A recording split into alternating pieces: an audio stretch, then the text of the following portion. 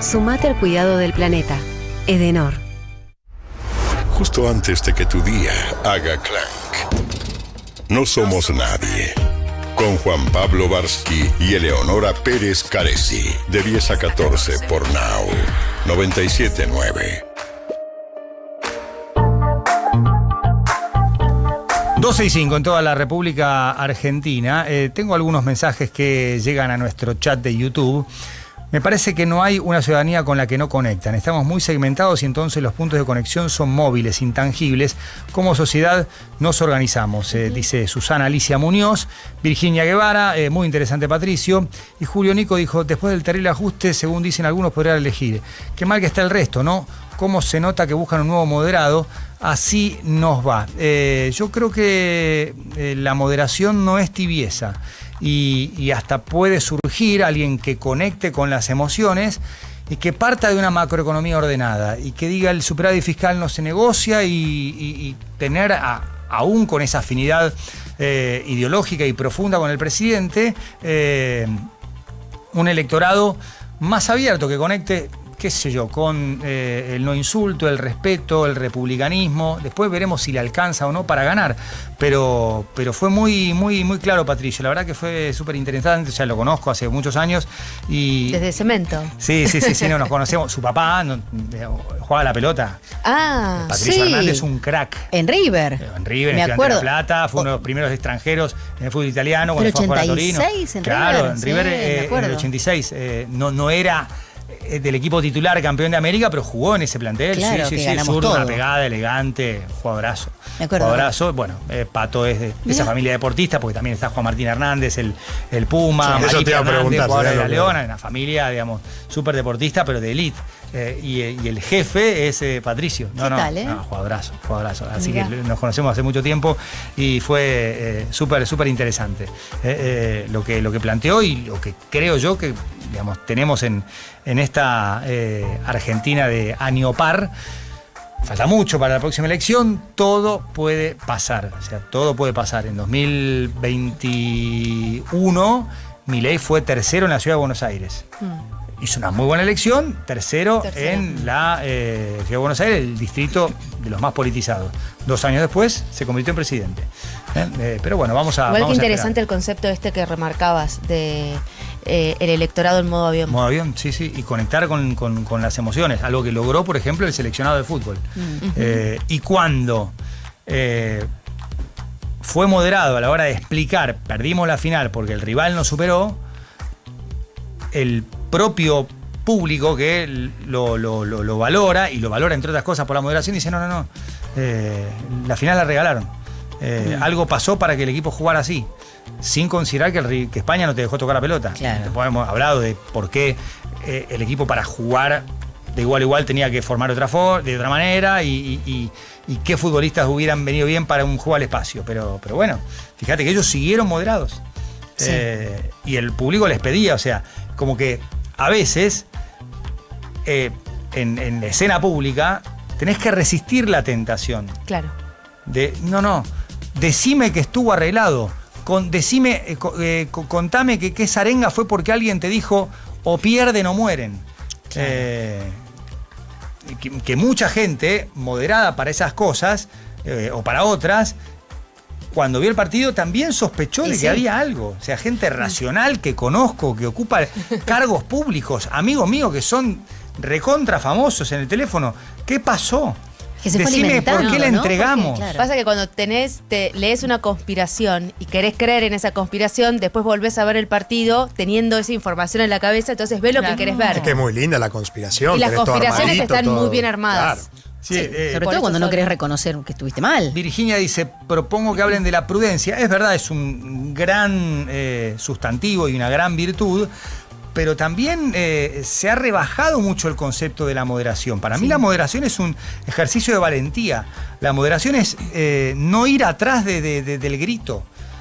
No ir atrás de decime que está arreglado. No. Y bancársela también. Y bancársela en esa posición. y argumentar, y después de última, si no hay chance de debate de ideas posible, porque el sistema de creencia del otro está tan cegado que no admite ningún fundamento, bueno, ya está. Bueno, así empezamos la ronda informativa. Barbie Arroyo. Otra biografía de Fito Páez. ¿Querían otra? Mirá. ¿Viste cuando le piden al músico otra? Sí. Bueno, El mundo cabe en una canción. Es el nombre de esta que, en realidad, a diferencia del Amor después del amor, ficción, serie, etcétera, es un largometraje, documental. Es decir, hay testimonios inéditos y revelaciones íntimas de Fito, no solamente desde lo profesional, sino también desde lo personal. Y yo creo que cuando Netflix le propuso, y debe haber firmado un contrato con él para hacer aquella, El amor después del amor, el contrato fue por 2. Y en este caso esperaron un tiempo prudencial, sacaron la de Lali, la de Duki, y ahora llegaba el turno con Fito. Entonces, el 3 de Está septiembre bueno porque es la con la fecha. anterior tenemos como un recorrido histórico sobre su vida, Sí, ficcionado, exacto. pero muy bien realizado, y ahora lo tenemos en voz de él. Claro, y sobre todo no comienza desde que era chiquito, sino más bien cuando él tuvo este accidente doméstico hace un par de años y se fracturó una costilla y ahí le cambió su visión de finitud, ¿no? Como que músico, viste, un rockstar eterno, y de repente se dio cuenta que tenía que suspender shows, y él es muy activo en esto, ¿no? Hace shows todo el tiempo, presenta discos y discos viejos y nuevos. Así que es un repaso de los años de Fito y recordando lo que vivió también con su paternidad desde el 3 de septiembre en formato largometraje y documental.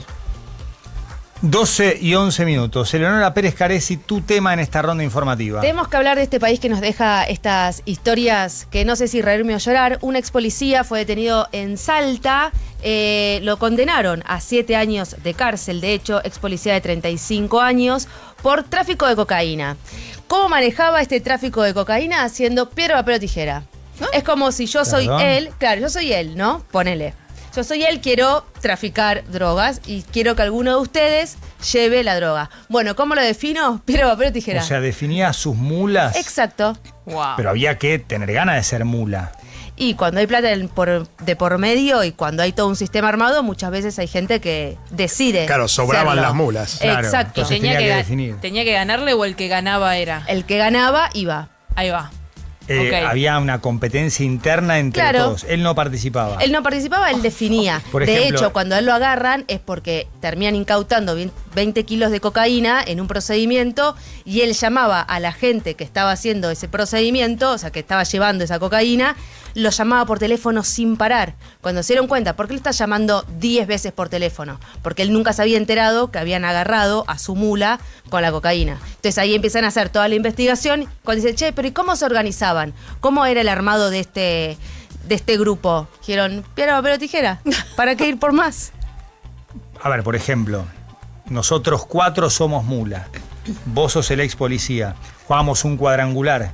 O sea, ¿El que Barbie pierde? y yo, Bueno, puede si ser. yo gano, voy a la final contra el ganador Claro. de Euge Claro. y Mauro. Lo está llevando a niveles de torneo de fútbol y me parece que era un poco más llano. Es un, a ver, hago por el primero vos, segundo vos, tercero vos, cuarto vos y llevo todo el cargamento.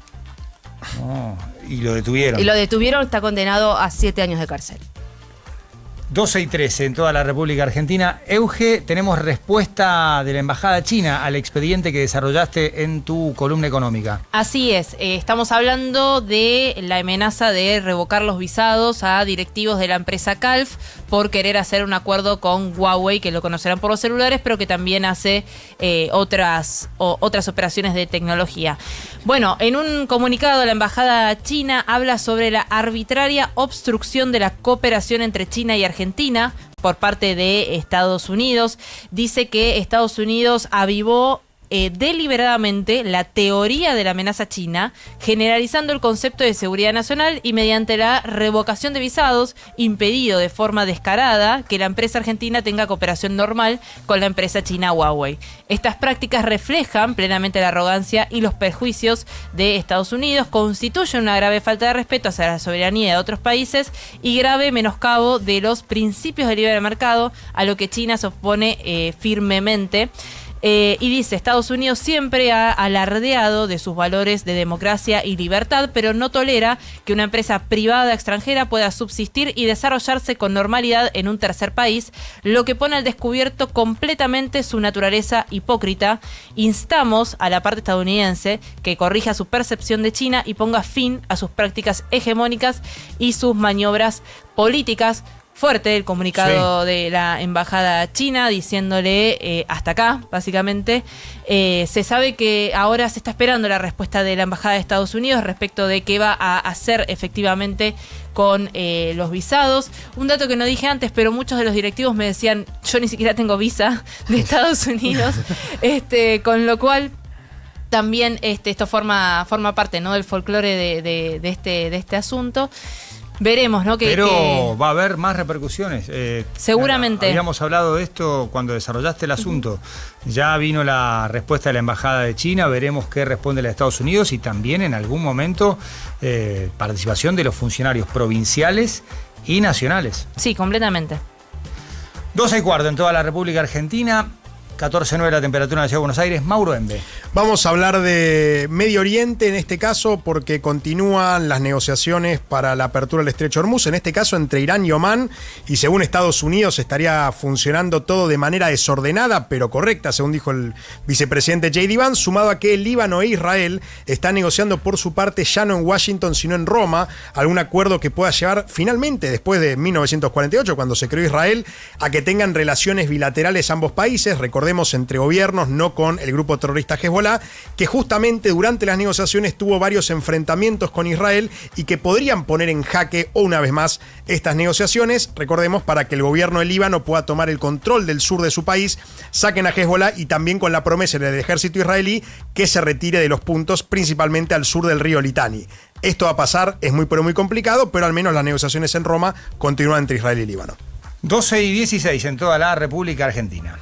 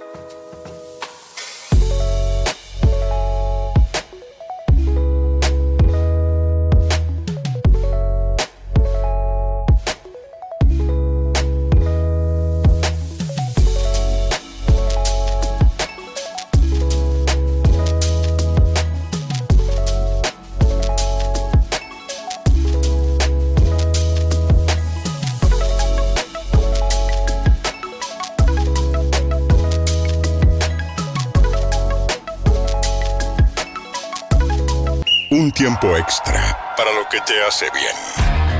Deportes en No Somos Nadie.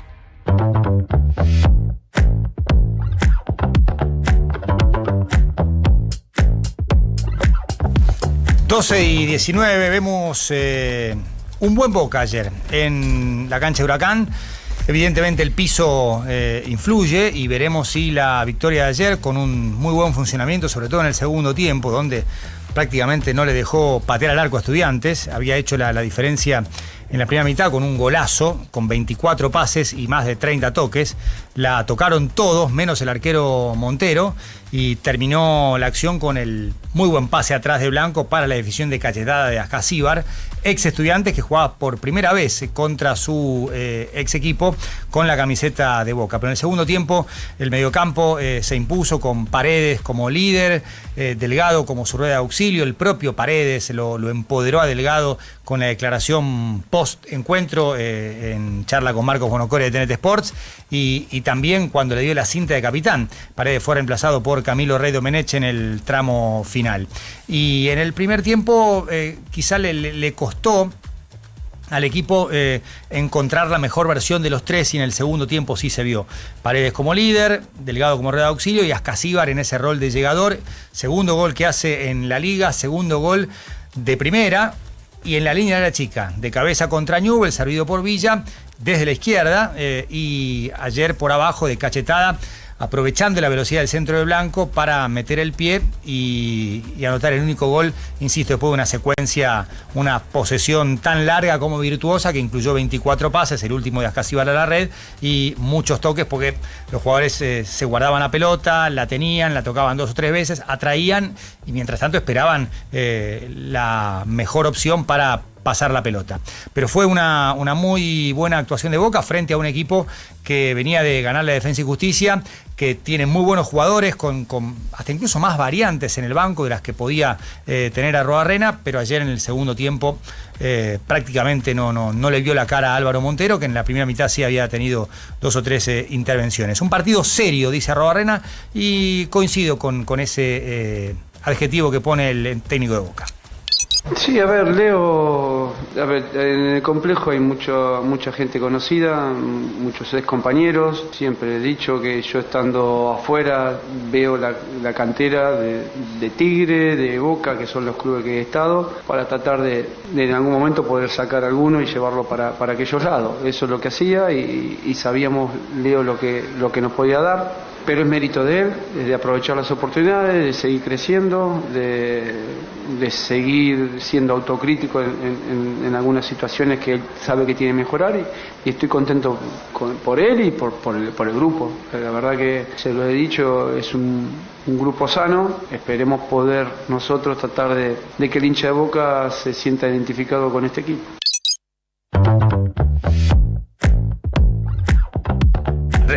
La referencia era para Leo Flores, que jugó muy bien otra vez. Aranda, Flores, jugadores de las divisiones juveniles de Boca Predio, que son desequilibrantes, que le aportan muchas variantes al equipo y que están todavía dentro de una irrupción muy positiva en fase de consolidación. Y cuando se tomen un punto más de pausa para definir, hay muchos remates desviados, tanto de Aranda como de Flores. Todavía tienen que mejorar en ese aspecto, pero no como déficit, sino como consecuencia lógica de su evolución futbolística. O sea, nadie ofrece su mejor versión a los 19, y si esta es la versión de Aranda y Flores a los 19, con 4 o 5 años de recorrido debería ser muchísimo mejor. Bueno, ahí tenemos el caso de Messi, incomparable. El mejor Messi siempre es el último, como dice Pablo Aimar. De hecho, ayer Messi jugó en la Leagues Cup para Inter Miami, le ganaron 4-2 al San Luis mexicano. Es la competencia en la que participan los equipos de la Major League Soccer, los 30 de la MLS con los 18 de la Liga Mexicana, son 48 equipos, y ayer Inter Miami, en el estreno de esta competición, que Messi ya ganó en 2023, ganó 4-2 con 2 goles y un pase gol de Messi frente al conjunto mexicano.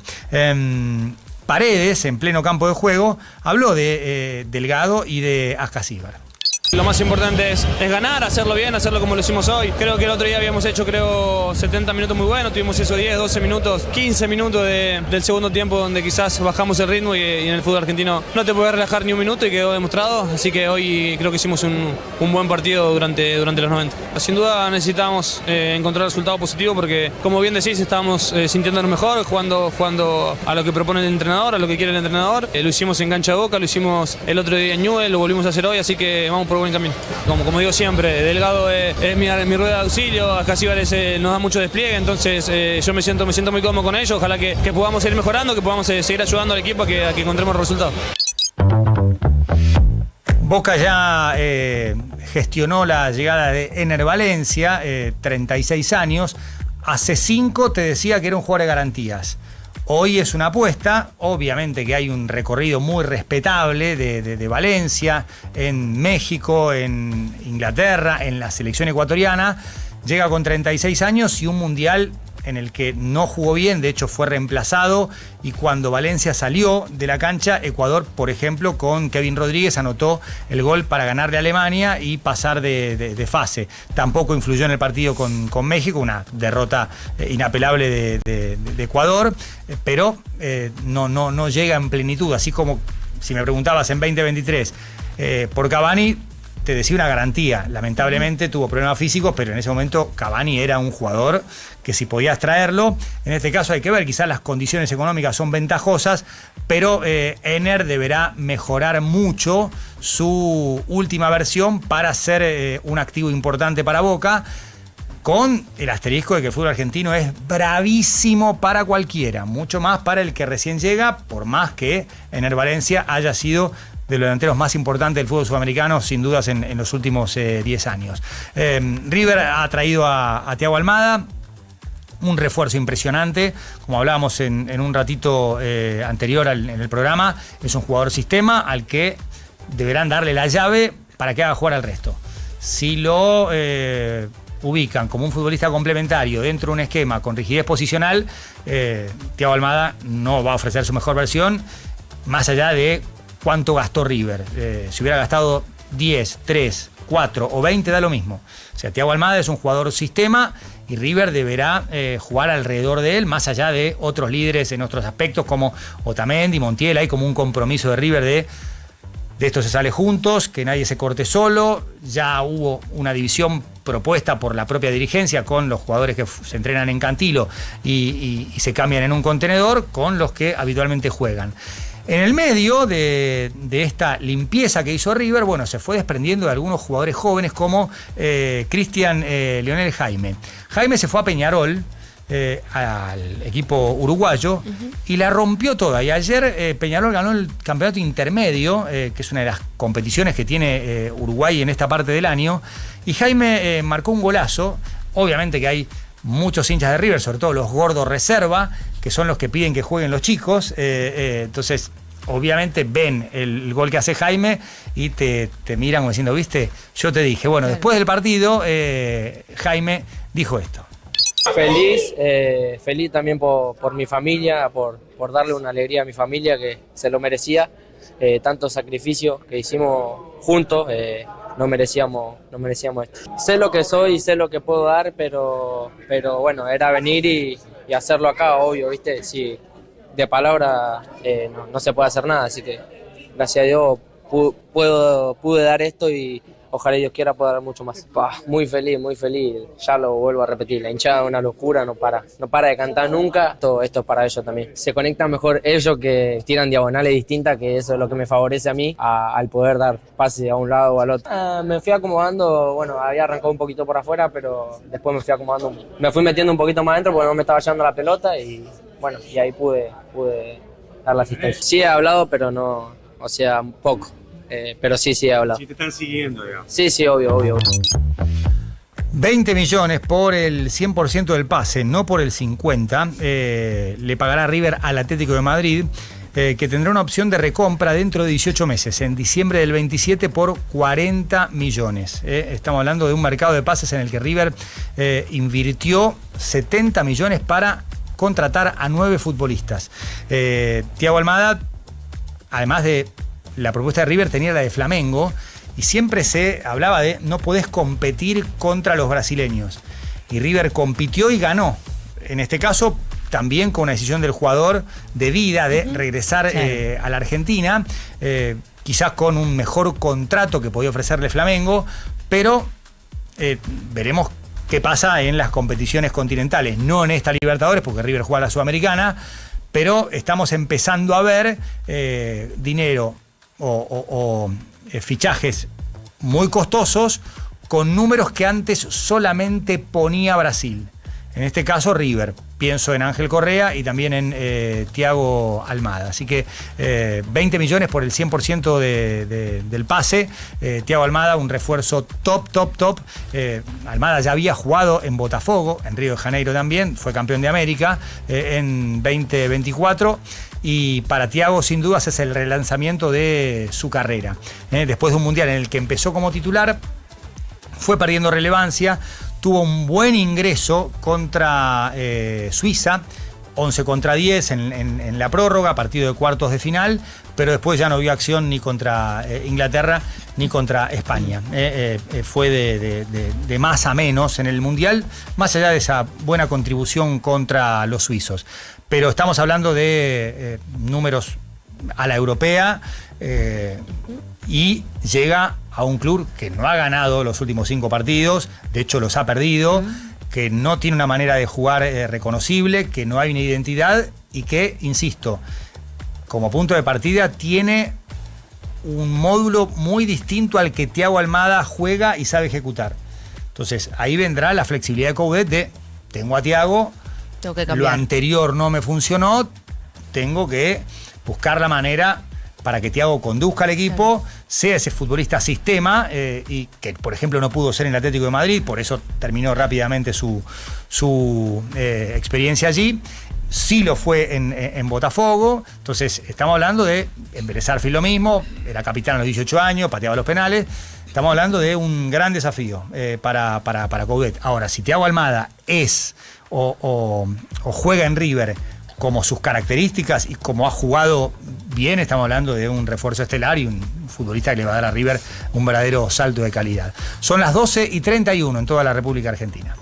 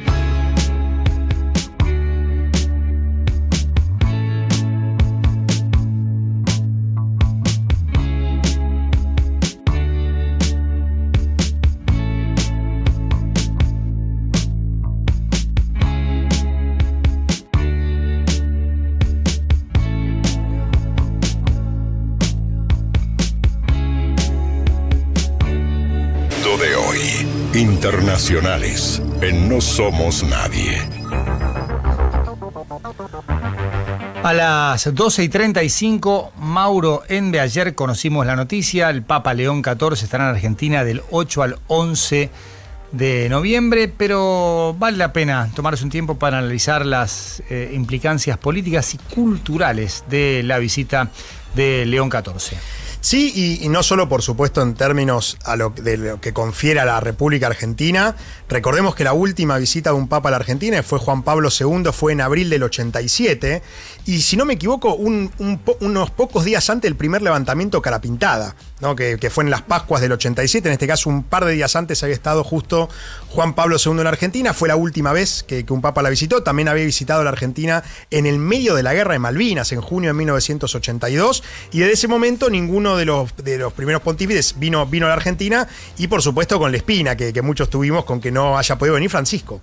No haya podido y quizás no haya querido venir, ¿no? Si bien duele decirlo así, el hecho de que él fuera argentino y que no quisiera posicionarse, pese a que en reiteradas ocasiones lo hizo de manera indirecta y sin demasiado disimulo, en pararse de uno u otro lado de la famosa grieta política argentina, sí lo va a hacer León XIV, ¿no? Que va a ir a Uruguay, uno de los países, si no el país más secular de América Latina, un país que es formalmente secular, que por ejemplo llama a la Navidad el Día de la Familia, a nivel oficial, ¿no? Según el Estado, no lo llama la Navidad. Pero que va a estar en Uruguay, después va a venir a Buenos Aires, va a estar en Luján, en Córdoba, y va a terminar en Perú, de donde Prevorst, ¿no? el León XIV, estuvo gran parte de su vida. ¿Por qué es importante, además, hacer un análisis de la Iglesia Católica, principalmente el Vaticano? Yo creo que si hace algunos siglos el Papa era lo que hoy en día se llama en política el kingmaker, ¿no? El que pone y saca reyes, antes de manera literal.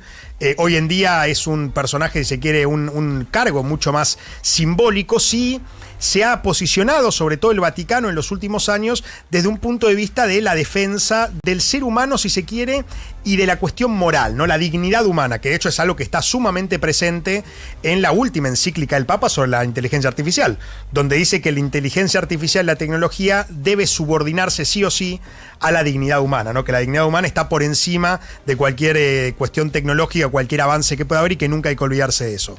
Una Iglesia Católica que además un Papa, León XIV, que sigue, si se quiere, el legado de Francisco, que Francisco ya cuando fue elegido, me acuerdo en el 2013, además por una cuestión meramente personal, también con una coincidencia a nivel futbolístico que siempre tuve en su momento con Bergoglio y con Francisco, hincha de San Lorenzo, un Papa que fue sorpresiva su elección, porque claro, un Papa que venía del mundo jesuita, un Papa que rompía con los estándares y cánones de lo que había sido hasta ese momento el Vaticano en los últimos años, y que Prevorst, si bien un poco más conservador, continúa en la misma línea, ¿no? Continúa en la misma línea, y una iglesia que un papa que se ha enfrentado a los grandes líderes, principalmente a Donald Trump. Recordamos hace un par de meses ese encontronazo que tuvo con Donald Trump, que Donald Trump lo acusó respecto a algunas posiciones, y que él contestó, y que la propia Giorgia Meloni, primera ministra italiana, salió en defensa del sumo pontífice, ¿no? Una iglesia católica que tiene sentido que mire hacia América, porque es uno de los lugares donde hoy está creciendo, ¿no? Al menos donde se mantiene en términos relativos. Una iglesia que busca recuperar la credibilidad también, por eso la elección de León y por eso también su visita acá, credibilidad en cuanto a abusos sexuales, encubrimientos dentro de la institución, que ha llevado a la desconfianza principalmente el público joven. Porque si bien hay muchos jóvenes que se están acercando a la iglesia, hay muchos otros jóvenes que se están alejando por considerar una institución vetusta y demás, que bueno, no es un escenario demasiado diferente al que dio lugar al Concilio Vaticano II a mediados del siglo XX, ¿no? También con una juventud que se estaba alejando, algo relativamente parecido a lo que está pasando ahora.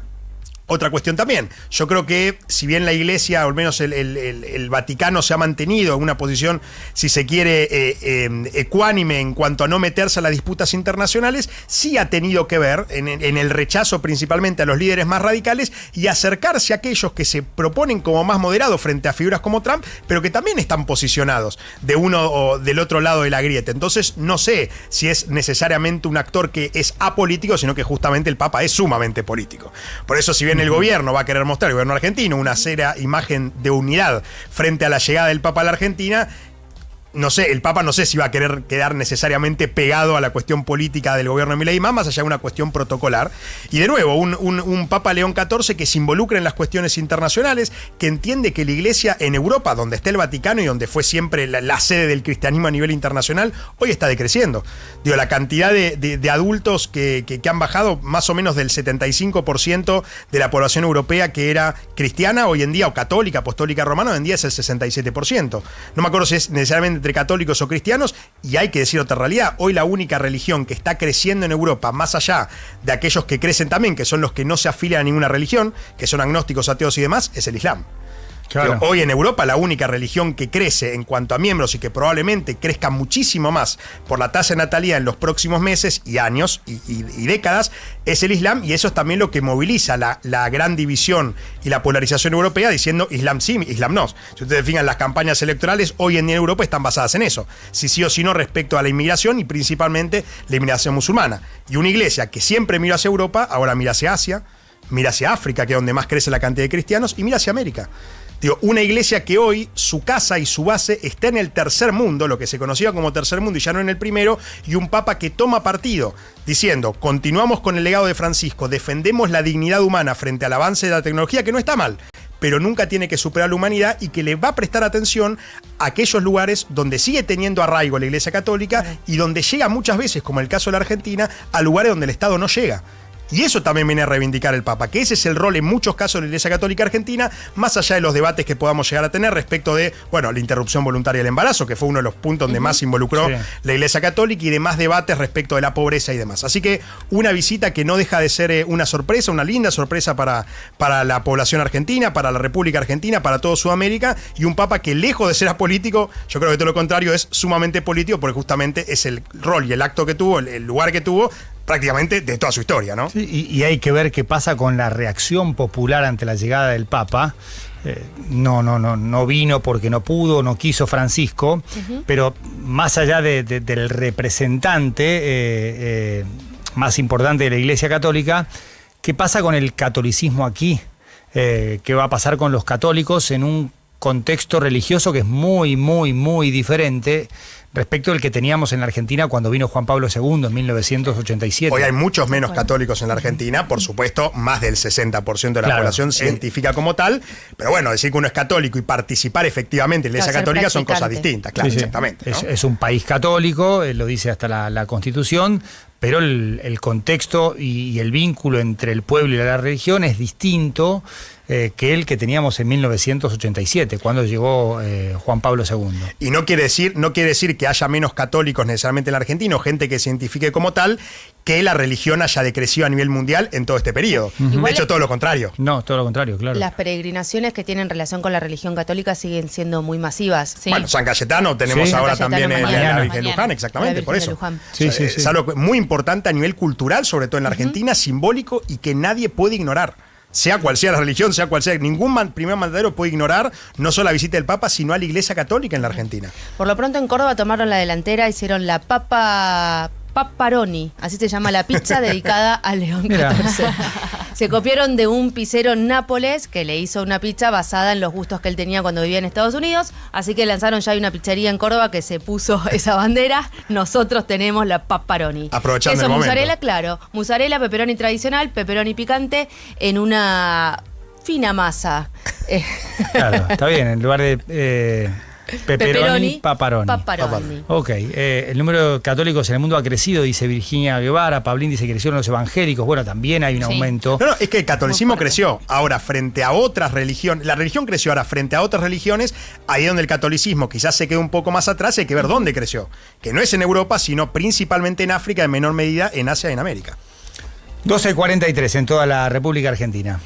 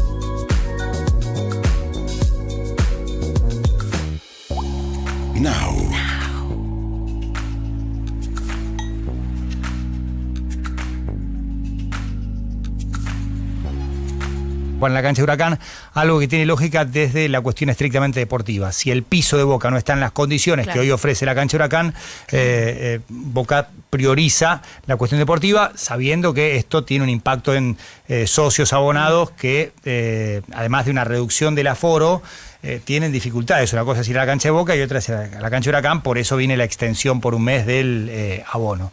Pero por ahora la decisión incluye el partido de Vélez el sábado. Yo creo que ante esta decisión de extender el abono un mes más, vienen preparando el terreno para anunciar que el partido contra Recoleta también se va a jugar en la cancha de Huracán. Faltan 12 para las 13 en toda la República Argentina. Now. Tu batería en 50 minutos con instalación gratis.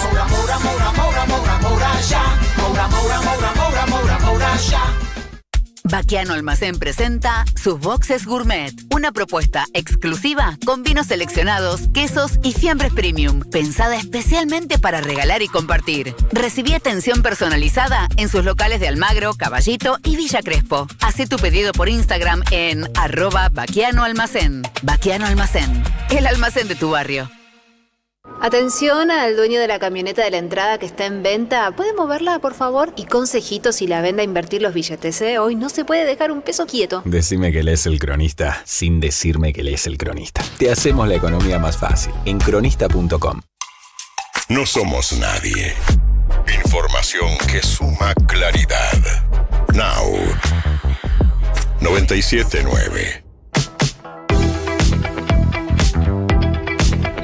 12:49 en toda la República Argentina. Bueno, uno de los núcleos de la sociedad que se volcó masivamente a través de redes a marcar distancia y criticar el proyecto de ley de inviolabilidad de la propiedad privada, pero con el capítulo extranjerización de tierras. Recordemos que hoy rige una ley sancionada en 2011 que limita un 15% del territorio de las provincias y la nación para que estén en manos de extranjeros. El gobierno primero proponía ningún tipo de restricción y luego, a partir de esa respuesta negativa, iba a subir a un 25% contra el 15% de hoy. Finalmente retiró de la ley que se va a votar hoy en el Congreso el capítulo de la extranjerización, así que queda, digamos, con la ley de tierras del 2011, ese 15%. Bueno, fueron los artistas. Sí, claro. Desde hace tiempo ya, ¿no? Y de eso vamos a hablar con Barbie Arroyo. Sí, muchos empezaron a través de las redes sociales, en algunos casos sobre el escenario también, ¿no? En el momento de dar conciertos, y algunos se fueron manifestando de manera más acérrima cuando se acercaba el 6 de agosto, ¿no? La tarde de hoy, que si bien ese capítulo no se va a tratar hoy en el Senado, pero la convocatoria está prevista a partir de las 14 allí en la Plaza de los Congresos. Seguramente algunos de los artistas se acerquen, los que están en el país y que se suman más a estas marchas y a esta militancia. Por ejemplo, bueno, en redes tanto Fito Páez, que ha puesto, por ahí no directamente él, sino que a través de videos que subía a sus redes, Tini Stoessel también, Emilia Mernes, Catriel, Juana Molina y Lali Espósito, que es una de las más fervorizadas, ¿no? Con todo lo que tiene que ver con la militancia. Ella recientemente ha publicado también uno de estos videos. ¿Y qué nos dice? Y por otro lado, y más importante, nos encontramos el jueves en la plaza, en el Congreso, para defender nuestra tierra, el agua, nuestros recursos estratégicos. Es muy importante que todos estemos ahí. Elegante también, bueno, de distintos tipos de música, de Sí. géneros, artistas, e incluso J. Rey, que recientemente también subió un video y fue likeado por Franco Colapinto, ¿no? Colapinto que no sé en qué lugar del mundo estará en este momento por alguna Está carrera. de vacaciones. Está de vacaciones. Está de mirá. vacaciones, Pero sí, sí, siempre sí. está atento a lo que pasa, ¿no? Muy atento. Lo ha hecho a lo largo del Mundial, con otro tipo de gestión, digamos, Sí. ¿no? Estaba más con la selección, con la camiseta y esto, una cosa más festiva y futbolera, pero también está atento a este tipo de cosas que suceden. Y esto seguramente impactará en muchos otros lugares. Y sabíamos también de Rosalía que se había sumado al cántico en uno de sus conciertos, que hoy justamente jueves cierra su gira aquí en Buenos Aires. Un dato sobre eso que resalta Julián Alves en Infobae en su nota de ayer de cuando se bajó justamente ese capítulo de la Ley de Tierras, es que el gobierno tomó como importante esto que estuvieron haciendo los artistas. Dijeron, si de la frase que cita ahí Julián Alves es, si hicimos posicionar a Tini y a Emilia, que también pusieron mensajes en sus redes Sí. sociales, es porque sabíamos que la discusión estaba perdida. Como que llegó el mensaje a un lugar de la sociedad que antes no se pronunciaba y que de repente se pronunció y ahí entendieron que el rechazo era generalizado. Sí, si querés el concepto apolítico, Exacto. te sirve, pero si Emilia y Tini mandan ese mensaje con Argentina no se vende. Claro, una además, cosa es que, digamos, lo plantea Lali Espósito, Claro, que tiene una, acostumbrada. hasta Una una cuestión posición, personal con aquel qué peligroso, qué triste, y el presidente diciéndole ladri depósito. Sí. O sea, a ese nivel, uno de los primeros apodos que conocimos del lado del presidente. Pero acá no era solamente Lali. No, y artistas que están más destinadas a un público infanto-juvenil, te diría, Claro. ¿no? Y hasta De que le niñas dicen, y- che, no te metas. Sí, claro. Algún asesor de comunicación, su agente de familia, che, no te expreses sobre este tema. No, bueno, claro. En este caso sí. Sí. Había como tierra fértil para Sin duda. posicionarse y como bien decía Julián Alves en su nota, o sea, si Tini y Emilia, que nunca participan de la discusión pública, se suman, Claro. se montan y dicen Argentina no se vende, la tenés perdida. Sí, sí. 12:54 en toda la República Argentina. Eleonora Pérez Caresi. Antes habíamos leído uno de los comentarios que teníamos en YouTube acerca de estos mundos divididos que teníamos, Sí. decía Susana, ¿no? Me parece que no hay una ciudadanía con la que no conectan, estamos muy segmentados y entonces los puntos de conexión son móviles, intangibles. Como sociedad no nos organizamos, decía Susana, y hoy yo justo había traído este libro, Los Últimos Humanos, una apuesta para resistir el fin del mundo común. Iba a hacer una columna sobre otra parte de este libro, pero me pareció muy interesante lo que ella venía diciendo, que fue un poco lo que vinimos hablando durante el programa del día de hoy, porque mirá lo que comentan en este libro, Los Últimos Humanos, una apuesta para resistir el fin del mundo común. Las instituciones que antes funcionaban como anclas de la realidad, la escuela, la plaza, el archivo, los diarios o los canales de televisión, han cedido su lugar a plataformas digitales que no están diseñadas para la permanencia, sino para el consumo inmediato y el procesamiento de datos. La política siempre ha sido el arte de lo que aparece en público, pero en la digitalidad el espacio de aparición está mediado por una propiedad privada inescrutable, una corporación que decide, mediante un diseño de interfaz y un protocolo algorítmico opaco, poco transparente, quién tiene permiso para hablar y qué temas son dignos de ser vistos. Lo común, en este plano, ha dejado de ser un bien público para convertirse en un servicio bajo términos y condiciones.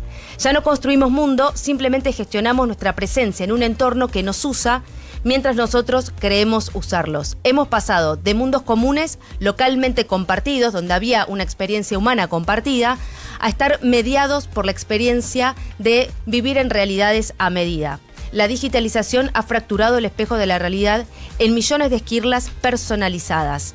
En lugar de un repertorio común de relatos, habitamos feed algorítmicos que nos devuelven una imagen del mundo diseñada para no incomodarnos, para reafirmar nuestros sesgos y alimentarnos con fragmentos de información que ya no necesitan ser validados por la esfera pública general. Porque ya no estamos en ese campo en donde nos comunicamos y vemos la realidad, sino que estamos sumergidos en lo que un algoritmo nos propone y tomamos eso muchas veces como realidad.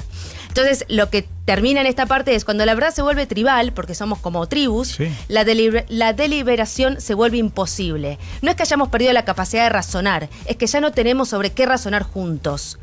La pérdida de un horizonte epistémico nos condena a vivir en una fricción constante con el otro. No podemos pensarnos, No porque pensemos distinto, sino porque habitamos universos informativos que apenas se rozan entre sí. Entonces la pregunta que se hacen es, ¿cómo podemos ser ciudadanos si ya no podemos ponernos de acuerdo sobre qué es lo que está pasando? ¿Cómo podemos ser ciudadanos de un lugar si estamos habitando todos mundos distintos? Y además nos tomamos personal una crítica o un cuestionamiento a una idea. Tal cual. O a una opinión. Tal cual. Sí. Tal cual. 12:57 en toda la República Argentina. Parecía que la reunión en Marruecos, donde supuestamente le habían prometido a Marruecos organizar la final del 2030, esto lo puso Polymarket y la propia FIFA dijo, no es cierto, pero se había anunciado como un respaldo total, unánime, a Gianni Infantino. No tan rápido. La UEFA ha reiterado su amenaza de que las federaciones miembros de Europa boicoteen las próximas Copas Mundiales masculinas y femeninas. Luego de que Gianni Infantino recibiera el supuesto apoyo total de la alta dirección presente en una reunión de crisis celebrada el miércoles en Marruecos, la UEFA dijo, no. Se mantiene la amenaza inicial de boicot. Primero fue ante esa fallida propuesta de Infantino para la FIFA Forward Enterprise, la FFE, que habría permitido a la FIFA ofrecer participaciones en las operaciones comerciales y de eventos de fútbol mundial, incluidas las Copas del Mundo y las Copas Mundiales de Clubes, a la inversión privada, esto de evaluar la empresa en 20.000 millones y vender un 21% del paquete accionario, tener esos 4.200 millones para repartirlos en las federaciones miembros. Las federaciones de UEFA fueron muy claras sobre las condiciones que conlleva la no participación en las competencias de la FIFA. Esto lo declaró a The Athletic un portavoz de la UEFA. La opción sigue sobre la mesa, a pesar de las disculpas de Infantino el miércoles. En primer lugar, deberían retirarse las propuestas para privatizar las principales competiciones y en segundo lugar, deberían darse garantías de que tales intentos de desfigurar el juego de esta manera nunca volverán a repetirse. Estas condiciones no se han cumplido. La UEFA dejó bien claro en su comunicado del sábado que ha perdido la confianza en la presidencia de Infantino. Mantiene esa postura. El anuncio de ayer de que algunas personas empleadas por el presidente de la FIFA y cuyas carreras dependen de su favor están de acuerdo con él, no cambia nada. La UEFA ha sido la voz más contundente que ya se plantea el boicot al Mundial si Infantino sigue siendo el presidente de FIFA, no la única.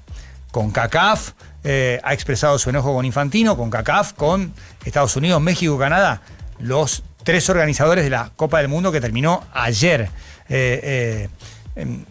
Infantino se presenta a la reelección en marzo, si gana sería su último mandato al frente de la FIFA y había dicho que tenía más de 200 cartas de apoyo de 211 países miembros. La cifra bajó. Le retiraron su apoyo Inglaterra, Gales, Serbia, 3 miembros de UEFA. Otros no lo han hecho público. El sindicato de jugadores FIFPro declaró que esa propuesta de la FFE era no solamente un fallo de gobernanza, un profundo abuso del poder presidencial. Entonces vamos a esperar. Porque ayer Infantino dijo, se acabó la crisis en Marruecos, todo está fantástico, tengo el apoyo total. Y la UEFA hoy mandó un comunicado diciendo, no tan rápido. Nosotros seguimos pensando en boicotear las próximas Copas del Mundo. Y yo no sé si esto no está relacionado con la continuidad de Infantino. Veremos hasta dónde llega UEFA, que tiene 800 clubes, las ligas más importantes del mundo y 55 federaciones. Mientras tanto, Jean Domandé, al que vimos en la Copa del Mundo, jugando para Costa de Marfil, será jugador del Real Madrid. 140 millones de euros ha pagado por el marfileño que llega del RB Leipzig, el equipo al que dirige Martín de Michelis, que no podrá contar con Diomandé, y se acaba de anunciar 140 millones de euros por el pase del extremo marfileño. 13:01 en toda la República Argentina. UB40 suena en No Somos Nadie, hasta las 14 estamos.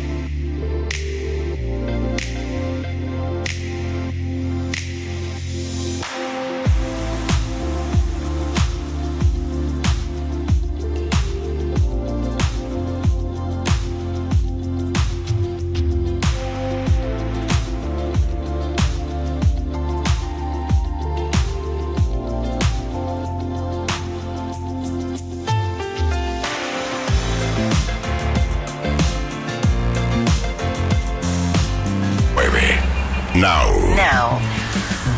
Ahora. Tránsito en la ciudad y los principales accesos. Apenas pasadas la 1 de la tarde. Romy, querida, ¿cómo está la calle? Bueno, en estos momentos él sigue complicado todo lo que es la zona del Congreso de la Nación. Ya hay cortes y vallados en todas las inmediaciones al Parlamento. Hay un vallado en Rivadavia y Mitre, Irigoyen y Sarandí, Entre Ríos y Alsina, Callao y Mitre, Rivadavia y Sarandí. Todo esto es un vallado. Habilitaron desvíos en la esquina de Rivadavia y Solís y en el otro extremo en Avenida Belgrano y Entre Ríos. Además, hay manifestantes en Avenida de Mayo y 9 de Julio que se están desplazando hacia el Congreso de la Nación, con lo cual se están produciendo cortes parciales sobre la traza de la 9 de Julio, que de momento va a ser algún corte total, porque tienen que cruzar hacia el otro lado, y esto va a generar muchas complicaciones. Otro corte total en Rodríguez Peña y Bartolomé Mitre. Todo lo que es el perímetro que va desde la 9 de Julio hasta Alsina, atrás toda la zona del Congreso de la Nación, y desde Corrientes hasta Avenida Belgrano, va a ser el gran perímetro comprometido por los desplazamientos de los manifestantes. En algunos momentos van a haber cortes totales y otros parciales. En este marco se está dando desde temprano ya el cierre de la estación Congreso de la línea de subte A, o sea que los usuarios no pueden ni bajar ni subir en Congreso, porque está dado el operativo en superficie, entonces cierran esta estación. Una estación Constitución con mucho movimiento, algunos son grupos de manifestantes que utilizan los trenes para llegar y después desplazarse caminando hacia el Congreso de la Nación. Eso todo lo que tiene que ver de cara a lo que va a ser las tratativas a las 17 horas, pero con estos cortes que arrancaron desde el mediodía y se van a ir profundizando a medida que lleguemos a las 5 de la tarde. Después tengo algo, más que curioso para contarles. A ver. Vos sabés que en la ciudad de Buenos Aires están los carteles donde indican dónde uno puede dejar un vehículo o no, o espacios que están reservados para personas con movilidad reducida. Bueno, hay avivados que han estado instalando carteles truchos ilegales para poder dejar estacionado su vehículo sin tener inconvenientes. Estuvieron haciendo todo un monitoreo y ¿sabés cuántos carteles han encontrado mal puestos? ¿Cuántos? Hay en toda la ciudad 471 y 44 en el barrio de Palermo. Nada más. Un barrio por excelencia de mucho movimiento, nocturno, comercios. Entonces se avivaron y pusieron carteles truchos. En una cuadra llegaron a encontrar hasta 4 carteles ilegales, Se los ve, sí. Se los ve mucho cuando uno que transita por la zona y vos decís, ¿será real? ¿No será? Claro, bueno, evidentemente. Ante la duda tenés que hacer caso a la indicación del cartel. Pero sin duda. Uno se acuerda Relatos Salvajes ahí, ¿no? Porque además en muchos casos, claro, está hasta la patente también de un vehículo X, siempre ¿no? tiene, en general tiene la patente también. Es terrible. Exacto. Bueno, las sanciones son multas económicas hasta 200.000 pesos por exhibir un certificado o credencial de discapacidad inexistente o antirreglamentarias, 100.000 pesos por instalar señales de tránsito sin autorización o por modificar las que hay, viste que pintan los cordones también para poder dejar el vehículo estacionado. Bueno, están haciendo un operativo con esto, están removiendo la cartelería y después además se abre toda una investigación. Así que bueno, la avivada que a veces tiene un lugar que no corresponde, bueno, están sacando los carteles. Y lo otro que vamos a adelantar y mañana ya lo vamos a volver a refrescar, mañana van a estar cerrando a la noche la autopista Ilia en sentido al norte y también Cantilo. Va a arrancar mañana viernes a las 22 horas hasta las 6 de la mañana. Sábado y domingo va a estar habilitada y van a desviar el tránsito por Figueroa Alcorta o Avenida del Libertador. Esto lo vamos agendando, mañana lo vamos a repasar bien en detalle. Así que esta es la info a tener en cuenta, Ele. Muchas gracias, Romy. Hablamos mañana. Chau, chau. Hasta mañana. Y queremos saber cómo sigue el tiempo. 14:08 la sensación térmica en este momento. Un día pasadísimo por agua y lleno de alertas por todos lados. ¿Cómo estás? ¿Qué tal, chicos? Bueno, sí, seguimos con alertas por todos lados. Si bien ahora va avanzando todo muy rápido, así que yo calculo que ya es muy difícil que tengamos tormentas con la chance de granizo en la ciudad de Buenos Aires. Todavía igualmente está bajo alerta naranja, pero dentro de unas horas seguramente va a cambiar esta denominación también, porque bueno, los fenómenos, por lo menos en lo que se ve en las imágenes de radar de satélite, avanzan rápidamente hacia el noreste del país y, por ejemplo, los fenómenos más importantes están sobre el norte-noreste de Santa Fe, gran parte de Entre Ríos, y ya habría pasado lo más importante sobre la ciudad de Buenos Aires y alrededores. Se han registrado acumulados de precipitación de hasta un poquito más de 70 milímetros, sobre todo en zona oeste, en la zona de General Rodríguez, Isidro Casanova, para localizarlos un poquito. Pero bueno, han sido por arriba de 30, 40 en general en toda la zona. Pero bueno, la buena noticia es que a partir de ahora se va a empezar a notar el viento sur, y eso es indicativo de que la chance ya de tormentas fuertes con caída de granizo ya va disminuyendo rápidamente, y es probable, como les decía, que dentro de un rato ya salgamos de la alerta naranja. Lo que sí, de ahora en más todavía puede seguir lloviendo con viento intenso del sector sur, y se va a ir notando cómo baja la temperatura. Mañana todo esto habrá pasado. Dentro de todo vamos a tener buenas condiciones con sol y una máxima que alcanzaría unos 14 grados aproximadamente. Gracias, Ese. Hablamos mañana. Hasta mañana. Chao, chao. Hasta mañana. Now. DT, no doy abasto. Me entró un pedido gigante y me falta resto físico para producir tanto. Tranquilo, capitán. Para jugar en primera necesitas el préstamo PYME del Ciudad. Financiamiento para bienes de capital y cuenta corriente para escalar tu producción. Ganemos este campeonato. Este era el jugador que nos faltaba. Jugá en el Ciudad. Vení al banco que te banca. Oferta válida para cartera comercial. Vigencia del 2 del 1 al 2026 hasta el 31 del 12 del 2026 inclusive. Sujeto a aprobación crediticia del Banco Ciudad. Para más información, condiciones o limitaciones aplicables, consulta en bancociudad.com.ar. Las mañanas en Now son productivas desde el primer café. ¿Dónde estamos? Con Paulino Rodríguez, Julieta Tarrés y Paula Salamanca. El punto de partida de tus días. Información precisa y lo que necesitas saber para proyectar tu actualidad. ¿Dónde estamos? Lunes a viernes. De 7 a 10. Un nuevo punto de vista en Now 97.9. Tu nueva radio. Un día te toca mirar atrás y entender que esas escapadas a Córdoba eran lo importante. Estar presente cuando tus hijos crecen, el solcito, los sabores, las risas. Un viaje cortito que termina siendo un recuerdo enorme. Así que, Mabel, deja de esperar que la vida te toque el timbre. Después decís, qué rápido pasa el tiempo. Y claro, si no te haces un viajecito nunca, venite a Córdoba, que la vida necesita más escapadas. Agencia Córdoba Turismo, Gobierno de la Provincia de Córdoba. Hacer para crecer. El sabor que te acompaña es Café Bantú. El aroma en la mañana de Café Bantú. Bantú. A esta hora, la información se escucha distinto. No somos nadie. Un nuevo punto de vista en Now 97.9.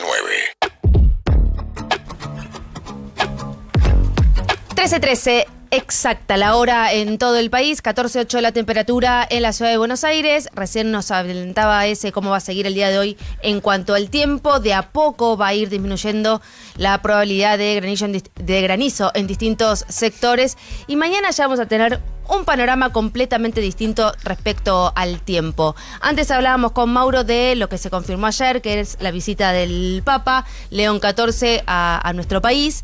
Y estamos comunicados con Víctor Bouget, él es ex fotógrafo presidencial, pero que también registró las visitas de Juan Pablo II a la Argentina.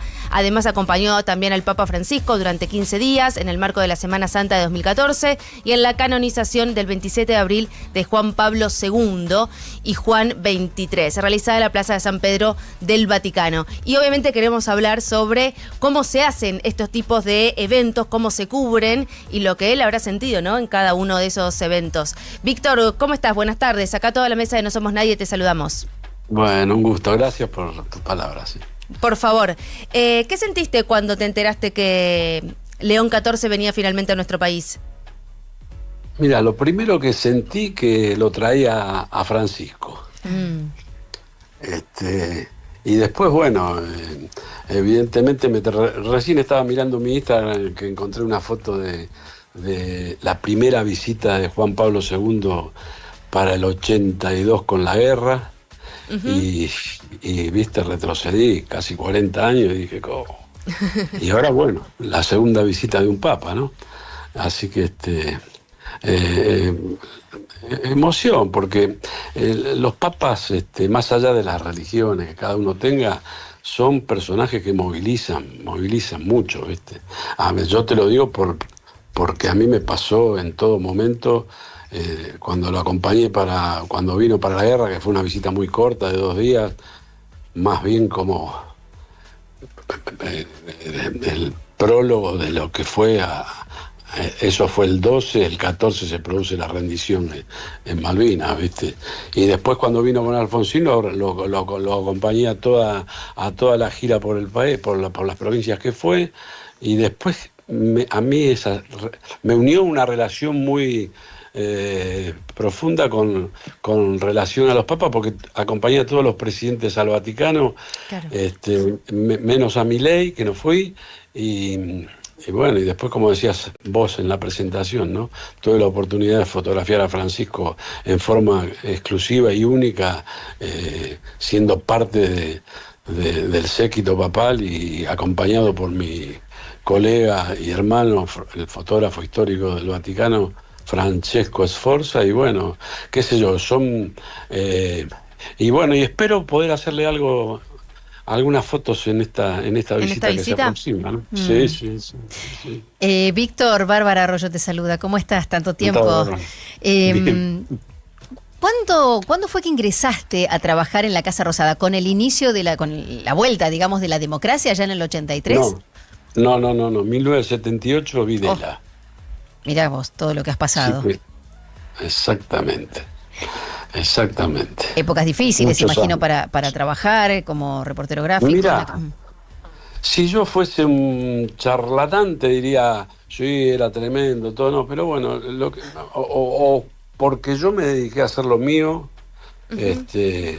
y funcionó hasta el último día que me fui,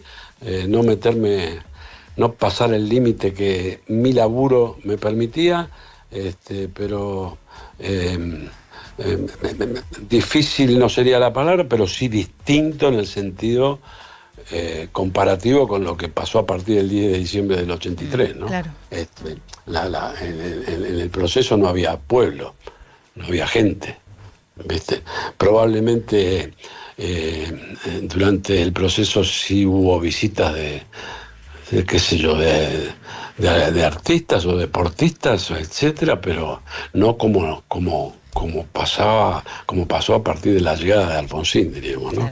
Entró por decirlo de alguna manera, entró el pueblo a la Casa de Gobierno, o la Casa de Gobierno se abrió a la gente, diríamos. Bueno, después los resultados quedarán para la historia, ¿no? Pero el análisis, pero así que, pero yo laburé como profesional de la fotografía, sabiendo cuáles eran los límites tanto en la dictadura como en la democracia, ¿no? Bueno, en ese sentido. Y tratando de registrar para que el periodismo y la gente y en especial los medios tengan una foto que los ayude a complementar lo que ellos estaban pensando o viendo que pasaba, ¿no? Claro. En ese sentido, justamente hablaste de la última visita de un papa a la Argentina, y fue la de Juan Pablo II en el 87, que poco después fue el primer levantamiento cara pintada, algunos 4 días después, si no me equivoco. Y bueno, ¿cómo fue ese momento? Fue la última visita del papa, y cómo esperás, en todo caso, que sea esta basado en tu experiencia, ¿no? Por supuesto, en momentos distintos de la historia. Y bueno, como toda visita de un papa, yo creo que va a haber expectativas, va a haber necesidades espirituales de parte de la gran mayoría del pueblo argentino, y creería que los resultados van a ser, desde el lado espiritual, van a ser lo que uno espera, ¿no? Diríamos, una especie de palabra de aliento, diríamos, ¿no? Que seguro que el Papa León la va a dejar para la historia de la Argentina, ¿no? Recién decías que ojalá pudieses hacer alguna fotografía en esta visita de León XIV. Uh-huh. ¿Qué te imaginás? ¿Cuál es la foto que te imaginás en tu cabeza como esta sería la gran foto de esta visita de un papa a la Argentina el día de hoy? Y no sé, primero veré si voy a cubrirlo, y de cubrirlo, bueno, yo creo que... Pero viste que uno se imagina situaciones cuando está... Sí, yo soy de imaginarlo, pero no me sale responder de ahora. No me sale responder de ahora porque primero que la agenda no está muy clara, pero creería que va a ser el contacto con el pueblo, ¿no? ¿Y cuál es...? De alguna manera. Sí. ¿Qué es lo que tiene que ser? ¿Qué es lo que tiene que tener una foto de estas características, tanto cuando cubriste la visita de Juan Pablo II en el 82 y después en el 87, en este acompañamiento que estuviste también muy cerca del Papa Francisco y también como ex fotógrafo presidencial? ¿Qué es lo que se busca en una foto para que sea una buena foto? Más allá de las cuestiones técnicas, ¿no? No, sí, obvio. No, bueno, lo importante es que yo ya había, en la medida que tenga la posibilidad de cubrirlo, como toda la vida lo hice, tratar de meterme días antes dentro del personaje, ¿no? Y como me meto, sacarlo, diríamos, ¿no? Sacarlo de la forma más pura y más aproximada a la realidad, diríamos, ¿no? Ese fue mi laburo siempre, tanto con los papas como con los presidentes, ¿no? Un poco lo que te decía antes, llevarte a vos una imagen que cuando te llegue a la radio, en este caso, o al diario, o al portal, como sea, te ayude y refuerce lo que está pasando. Claro. Y haciendo Esa es un poco la idea siempre de mi vida como fotógrafo, ¿no? Y haciendo una comparación con esto que decías, que es tan gráfico de meterte en el personaje para después sacarlo, en el sentido de estar graficando eso a través de una foto, ¿qué paralelismos o qué coincidencias o diferencias encontrás entre lo que fue Juan Pablo II, el Papa Francisco, y expectativas ahora, porque todavía no llegó esa visita, de León XIV? Mira, para los que no vivían en esa época, Juan Pablo II era un hombre que viajó por todo el mundo, y generó una movilización a nivel mundial para la época muy impresionante, ¿no? Dado que no te olvides que él estaba como papa todavía con el muro que dividía el mundo en dos, ¿viste? Así sí, que ese no fue un tema menor, ¿no?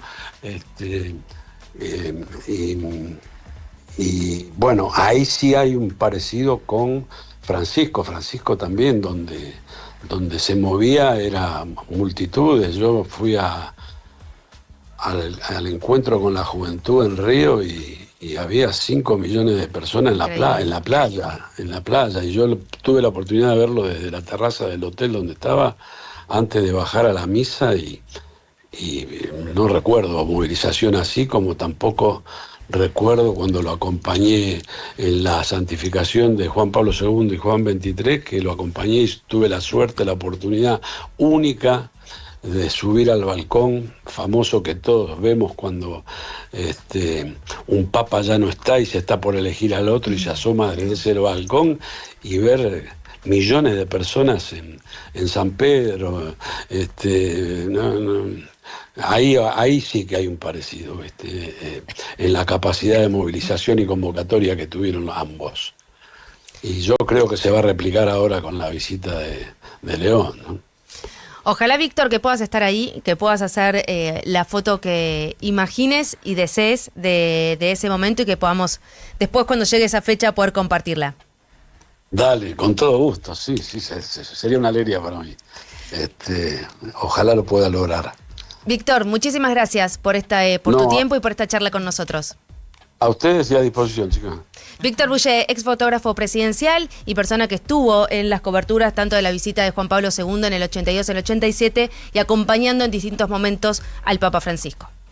Now. Obsesivo de la limpieza del auto, experto en abrillantar neumáticos, fundamentalista de la microfibra. Vos, que bajarías del auto al que abra un paquete de galletitas, necesitas un seguro que lo proteja con el mismo nivel de detalle. Para eso Zurich Auto cuenta con Z-Track, un sistema de autogestión que te ayuda a resolver rápido y a seguir minuto a minuto tu siniestro. Porque así como tu auto brilla más con cera, tu cobertura brilla más con Zurich. Zurich, protegiendo a los que mejor protegen. Seguros emitidos por Zurich Argentina, Compañía de Seguros, Sociedad Anónima, entidad autorizada por la Superintendencia de Seguros de la Nación, registro número 0228.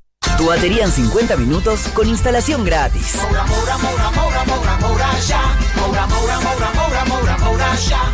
Un día te toca mirar atrás y entender que esas escapadas a Córdoba eran lo importante. Estar presente cuando tus hijos crecen, el solcito, los sabores, las risas. Un viaje cortito que termina siendo un recuerdo enorme. Así que, Mabel, deja de esperar que la vida te toque el timbre.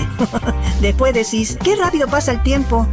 Y claro, si no te haces un viajecito nunca, venite a Córdoba, que la vida necesita más escapadas. Agencia Córdoba Turismo, Gobierno de la Provincia de Córdoba. Hacer para crecer. BAX, quiero renovar mi licencia. BAX, ¿qué planes hay para esta noche? BAX, quiero habilitar mi negocio.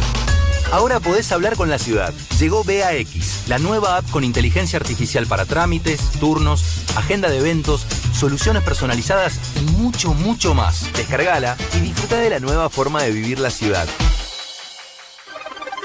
Datos, contexto y las claves para entender el presente. Economía, con Eugenia Mucio. No somos nadie. Now. Casi la 1:30 de la tarde, estás en Now 97.9. Hasta las 14 te hacemos compañía y momento de hablar de economía y momento de hablar de Luis Caputo, el ministro de Economía, que envió un mensaje para todos los tarados que hablan de la industria. Así es, ¿no? Una nueva frase. Literal. Sí, una nueva frase del gobierno teniendo este tipo de insultos de alguna forma. Exabruptos. Exabruptos, podemos decirle, a uno de los sectores que más está sufriendo las contracciones, ¿no? De un modelo económico que bueno, tira sus cañones para un lado y no tanto para otro lado.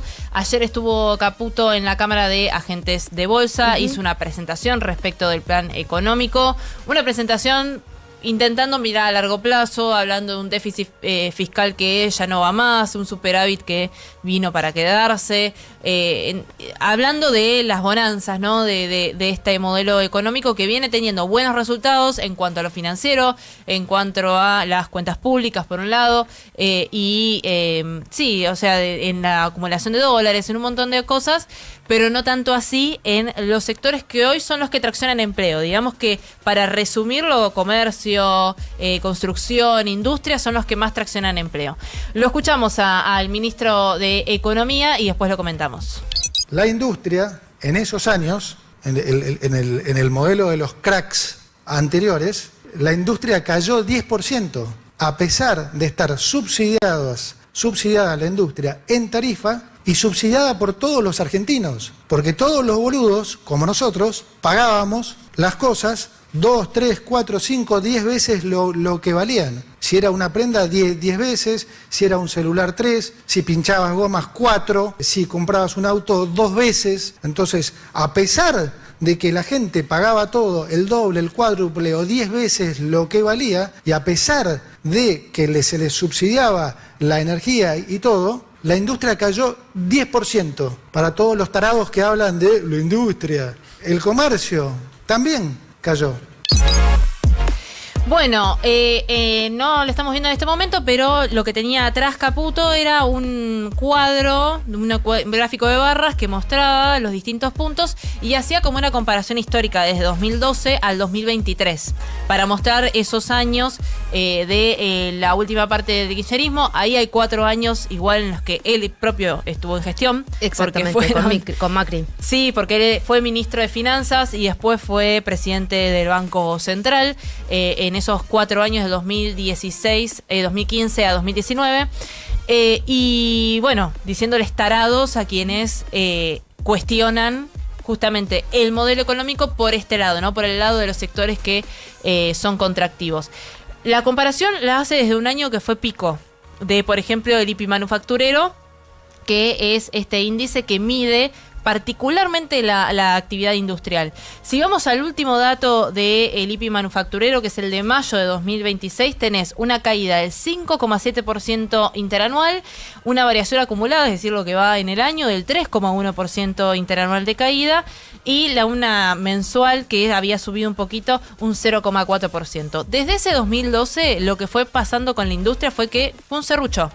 Es decir, es cierto que pudo haber habido una caída del 10%, pero al mismo tiempo tampoco tuvo ahí lo tenemos quienes nos están nunca siguiendo. Nunca tuvo una estabilidad. No, nunca tuvo una estabilidad. Se le cuestiona a los propios industriales, yo tengo mucho contacto con fuentes industriales por los temas que sigo, y se le cuestiona mucho también al anterior gobierno que tampoco hubo un plan de desarrollo industrial respecto de incentivos, de programas, sino más bien baches. De repente venía, por ejemplo, una sequía como la que tuvimos en 2012 y había un plan de financiamiento o algún tipo de subsidio respecto de eso, pero no así tanto alguien o un ministro que se siente y que diga vamos a desarrollar la industria de esta forma, ¿no? Pero bueno, los agravios de este gobierno en particular respecto a la industria no son nuevos. Hubo un primer día de la industria, que es el 2 de septiembre, el del 2024, Milei recién en funciones, que fue al Día de la Industria invitado por la Unión Industrial Argentina y dijo, la industria le robó al campo, para darle a la industria se le robó al campo. Bueno, desde ese momento la relación entre la industria y el gobierno está completamente dañada. Sobre todo porque no hay ningún tipo de transmisión respecto de esto de los sectores que están generando dólares, la energía, la minería, el agro, con el sector más productivo, ¿no? El de los conurbanos, sobre todo, que son los que después generan justamente empleo.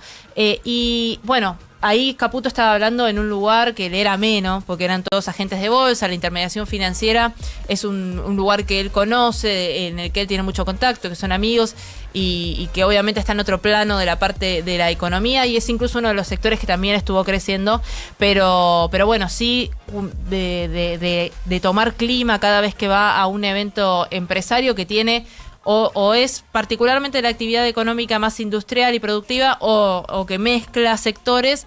Siempre quienes son de los sectores productivos escuchan a Caputo y dicen en qué momento va a haber algún tipo de giro más pragmático a que la industria al menos no desaparezca, que haya sectores que no desaparezcan, ¿no?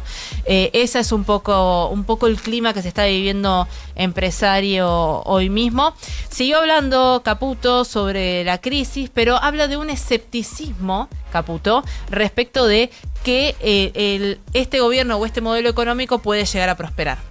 Dado todo lo que pasó en Argentina durante las últimas décadas, no nos engañemos, el escepticismo está en el ADN de los argentinos. Es el daño que yo dije que se hacía de largo plazo, producto de violentar tantas veces la propiedad privada. Eso ha generado que la gente, independientemente de que hoy le muestres todos estos datos macroeconómicos, que si vos cayeras de Marte dirías, este es uno de los 5 mejores países del mundo, porque tiene los mejores números, ¿sí? Sin embargo, no pasa. ¿Por qué? Porque acarreás con una historia que generó un escepticismo y te generó también a la mayoría una forma de reaccionar ante eso que hoy no te sirve. Si eras un comerciante, Pablo, ¿qué hacías antes? Te sobreestoqueabas. Hoy si haces eso, te va mal.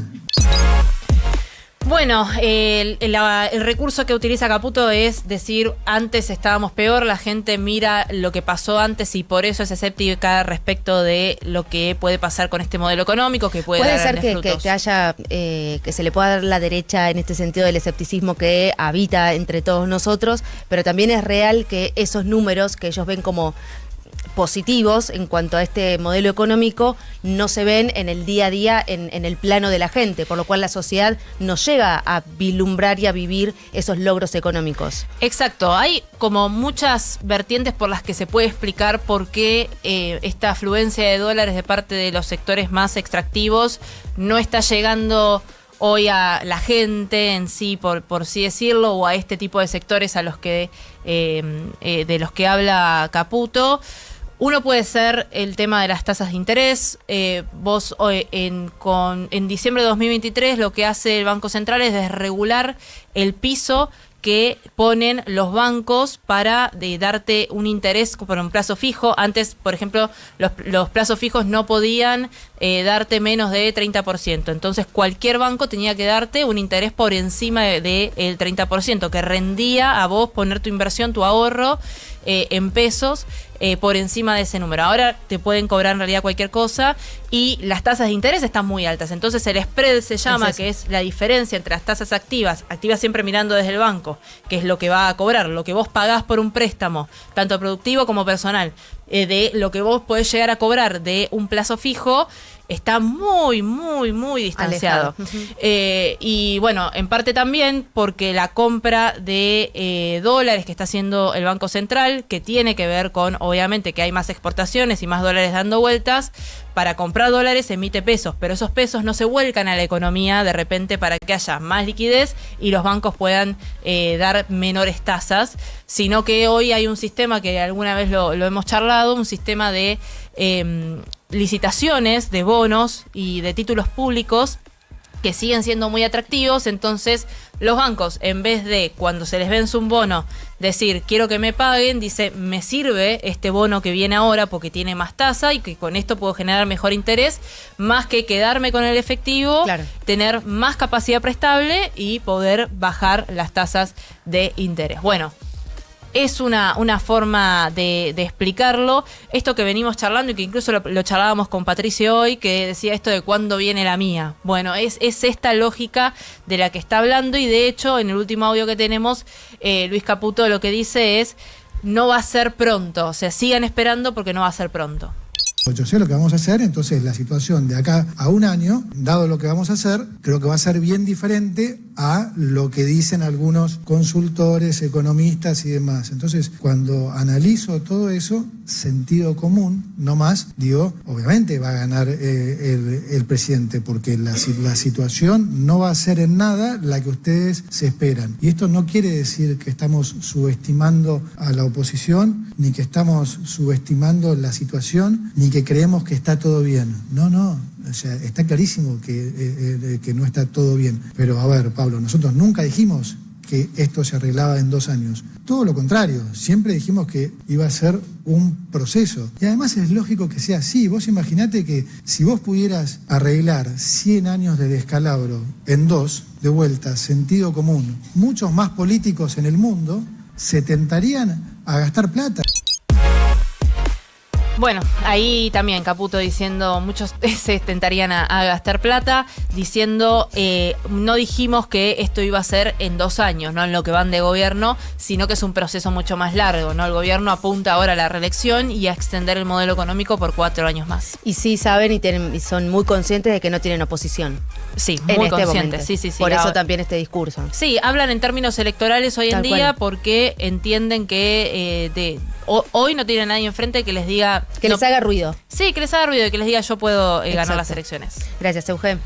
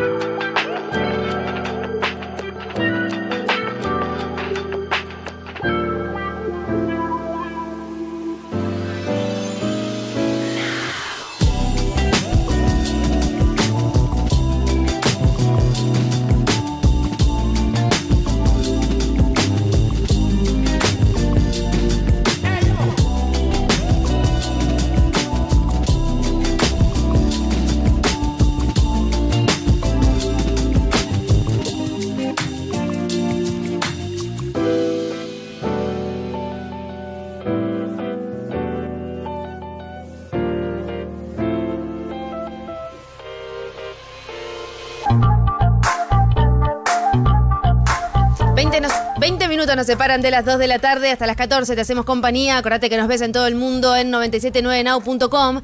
También en nuestros canales oficiales, tanto de Twitch como de YouTube, @979now. En televisión nos encontrás en el canal 21.1 de TDA y también en el canal 85 de Flow. Te podés descargar nuestra aplicación, disponible tanto para Android como para iOS. Ahí nos ves, nos escuchás y te hacemos compañía, estés donde estés. Nuestras redes sociales, @979now, son todas iguales. En Pinamar nos escuchás en 102.7 y si querés que nosotros te escuchemos a vos, 11 80 600 979. 11 80 600 979. Nueva y última ronda informativa de este equipo, empezando contigo, Mauro. Vamos a hablar una vez más del conflicto entre Rusia y Ucrania, porque Ucrania lanzó el mayor ataque desde el inicio de la guerra con drones contra Rusia, alrededor de 600 drones lanzados contra 18 regiones de Rusia, que habrían dañado una central petrolera de Yaroslav, que, bueno, pone en jaque, si se quiere, no en jaque, pero sí un daño a la industria petrolera rusa y de gas también, que es algo que ya ha hecho Ucrania, ¿no? Que apunta puntualmente, valga redundancia, a estos sectores, junto también a otra estrategia que continúa todavía, que es el aislamiento de la península de Crimea, conquistada por Rusia en el año 2014, en la guerra anterior, y una guerra que suma cada vez más capítulos más cruentos y que no termina ni frena, ¿no? Y que Europa está completamente, digamos, alineada con Ucrania y que parece que va a seguir aumentando, porque vamos a tener todas las semanas novedades respecto a ataques con mayor cantidad de drones y demás, hasta que se ponga un freno que vaya a saber uno cuándo va a ser. Gracias, Mauro. Barbie. Bueno, una buena noticia. A ver. Mafalda vuelve en una muestra inmersiva. Viste que Mafalda ha conquistado no solamente a los argentinos, tantas generaciones, sino también a todo el mundo. Va a comenzar en el mes de octubre, pero desde hoy están a la venta las entradas para recorrer estos más de 1.300 metros cuadrados en el Centro Cultural Recoleta. Ajá. Allí, de alguna forma, es un poco como el corazón de la ciudad, un lugar donde se hacen muestras de arte y que es muy amplio. Son 13 salas temáticas.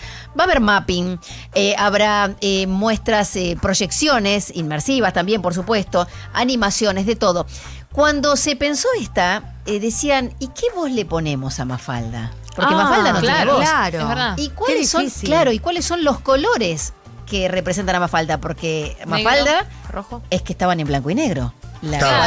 Cuando Kino la realizó. ¿Ustedes qué tipo de voz se imaginaban en Mafalda? Porque yo no me imaginaba una voz aguda, sí. Una voz chillona. Yo no me aguda, imaginaba como una voz. No, yo tampoco, y preferiría que no tuviera en este caso. Con lo cual, lo que se proyecta y lo que se va a ver en las paredes son los globitos que Kino diseñó, creó con tanto amor y que tanto la representa a ella, y uno tiene que leerlo, o a los más chiquitos leérselo, pero va a ser así, no tendrá una voz. Wow, un desafío a la atención.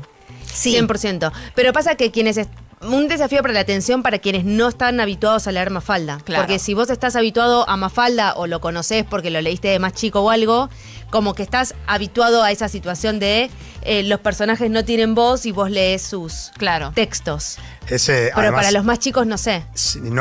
Creo que no hay mayor símbolo cultural de la clase media argentina que Mafalda. No existe. O sea, Mafalda es la clase media argentina con sus preocupaciones, con sus miradas, ¿no? Y ella con las reflexiones y críticas muchas veces hacia la clase media, ¿no? Es fantástico. Y cuando Damián Kirchner, que es quien la curó a esta obra, decía esto de los colores, había recorrido distintas ferias de libros usados en Europa y vio que una editorial, aceptada por supuesto por Kino, había publicado con tapa y algunas ilustraciones con los colores que ahora la conocemos, ¿no? Con el rojo en su vestido y en el moño, en la ropa de los demás personajes, pero sobre todo en Mafalda. Y como Kino había dado el ok, dijeron, bueno, está bien, estos van a ser los colores, y así fue como se fue desarrollando y se fue creando. No se olviden que Juan José Campanella ha realizado también un trabajo acerca de Mafalda, pero eso lo conoceremos, calculo yo que más para el 2027 a través de Netflix, pero ahora lo que sí tenemos y que se van a quedar varios meses entonces es Mafalda inmersiva desde octubre en el Centro Cultural Recoleta. Gracias, Barbie. Eugen. Bueno, tenemos que hablar de Mercado Libre, esta plataforma de comercio electrónico y fintech también en América Latina, que a la vez es la segunda empresa más importante de América Latina, después de Petrobras. Petrobras es la más grande. ¿Por qué hablamos de ella? Porque reportó, ustedes saben que cuando una empresa cotiza en cualquier bolsa, pero sobre todo en Wall Street también, trimestralmente tiene que reportar sus ingresos, sus resultados financieros. Bueno, tuvo resultados financieros muy buenos. En el trimestre que pasó, los resultados financieros crecieron 50% interanual, con un ritmo de crecimiento más rápido, el ritmo de crecimiento más rápido en 4 años, y superó por primera vez los $10.000 millones, lo cual es una cifra altísima para la compañía, que se fundó en 2001 y es número 1 desde entonces. Pero ¿qué pasa? 2 cosas. Una, ahora está cayendo la acción de Mercado Libre como un 10%. ¿Ahora? Ahora. ¿Por qué? Porque a pesar de que reportó más ingresos de lo que se esperaban, y es un hito total porque es muchísimo los ingresos que generó, es menos que el mismo trimestre del año pasado. Entonces está cayendo en este momento la acción. De que el periodo anterior, que el primer trimestre del 2026. Entonces, como es más alto que el mismo trimestre del mes anterior, pero es más bajo que en el primer trimestre de este año, entonces la desconfianza en el papel de la acción de Mercado Libre crece y cae, y hay lo que se llama una toma de ganancias, es decir, que se vende la acción y la gente se queda con justamente sus ganancias, esperando a ver si baja un poco más.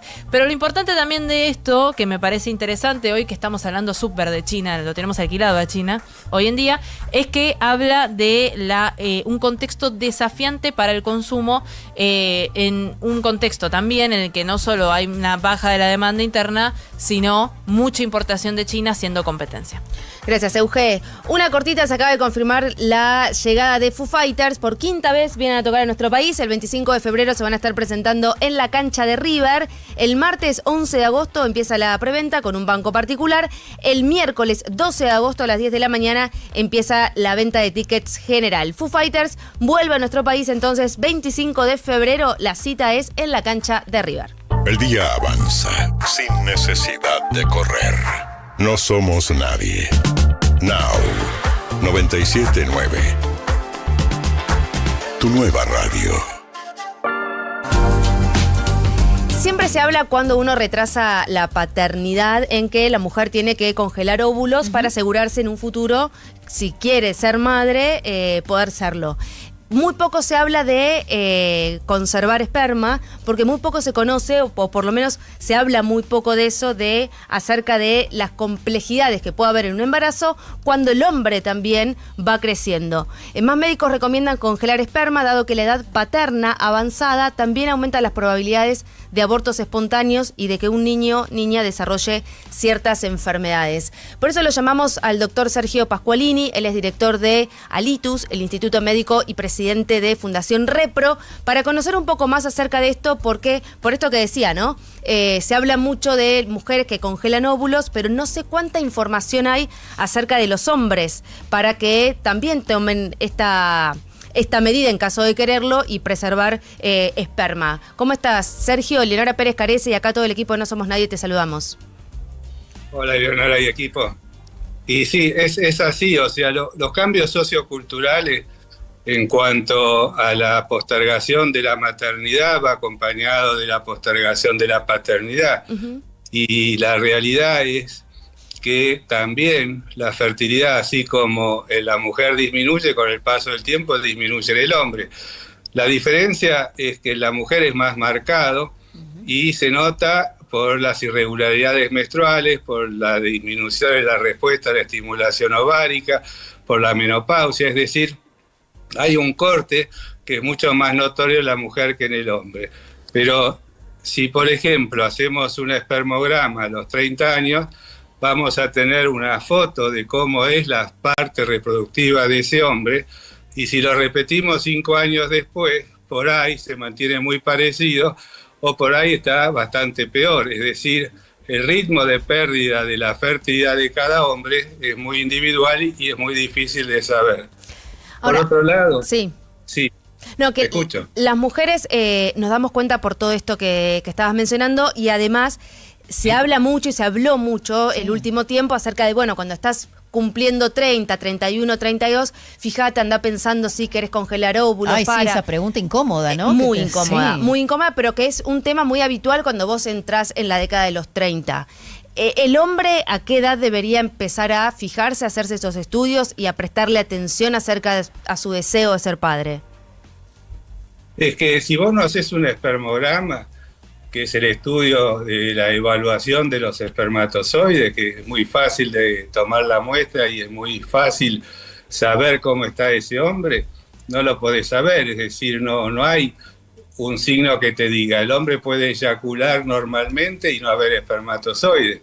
Ajá. Entonces, te viene a la consulta una pareja, estudiás al hombre y resulta que por ahí no tiene espermatozoides. Es decir, no es lo habitual, pero siempre está bueno hacer un espermograma, así como uno se hace un análisis de sangre.